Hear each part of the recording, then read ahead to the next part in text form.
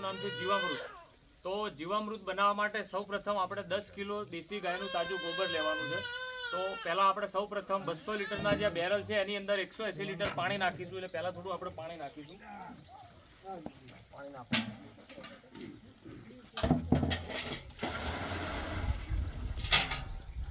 180 litre પાણી નાખ્યા બાદ તેમાં સૌપ્રથમ આપણે દેશી ગાયનું તાજું ગોબર 10 કિલો નાખવાનું છે।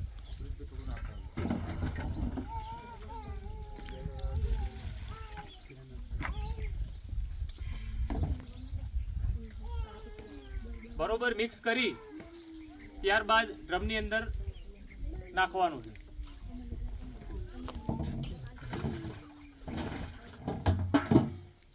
આ નાખ્યા બાદ ત્યારબાદ 10 લીટર દેશી ગાયનું જરણ નાખવાનું છે।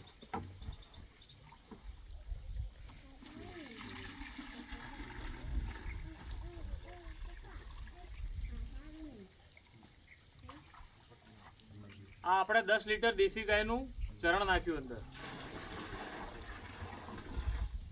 હવે એમાં 1 કિલો ચણાનો લોટ પાણીની અંદર લઈ બરોબર એને પતળો કરી અને પછી ત્યારબાદ નાખવાનો છે। સીધો ચણાનો લોટ અંદર નહીં નાખવાનો।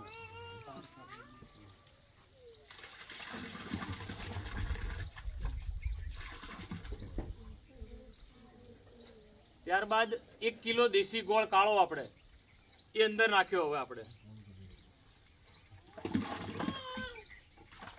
અને છેલ્લે આપણે વડ નીચેની અથવા શેઢાપાળાની જ્યાં દવાઓ આપણે જે ખેતરમાં ઘણા ખેડૂતો દવા નાખે છે ક્યાંય ના આડી હોય એવી શેઢાપાળાની અથવા વડ નીચેની માટી એક કે બે મુઠ્ઠી આપણે વડ નીચેની માટી નાખીશું। આ પ્રક્રિયા કર્યા બાદ આપણે જીવામૃતને હલાવવાનું છે 5-7 દિવસ માટે ઘડિયાળના કાંટાની દિશામાં। આપણે ઘડિયાળના કાંટાની દિશામાં સવાર સાંજ 5-5 મિનિટ હલાવી અને લીમડાના નીચે છાંયડે મૂકી રાખવાનું છે। તડકે મૂકવાનું નથી એટલે ઢાંકી દેવાનું છે।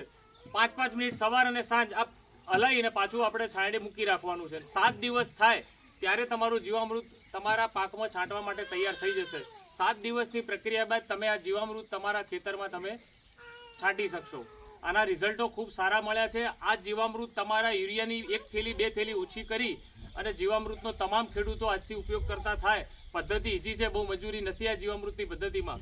દરેક ખેડૂતોએ અહીંથી દરેકને વિનંતી છે મારી કે જીવામૃત દરેક ખેડૂતો બનાવતા થાય। આપણે આ પ્રેક્ટિકલ ડેમો કરીને દરેક ખેડૂતોને બતાવ્યો છે બરોબર। તો જીવામૃત સુરેશભાઈ દરેક ખેડૂતોને આપણે થોડું જોડે રહીને પ્રેક્ટિકલ કોઈને ના ખબર પડે તો પોતાના દરેકના ખેતરે જઈ અને સમજાવીને પણ આપણે આનો વિડીયોગ્રાફી કરીને ખેડૂતોને સમજાવો।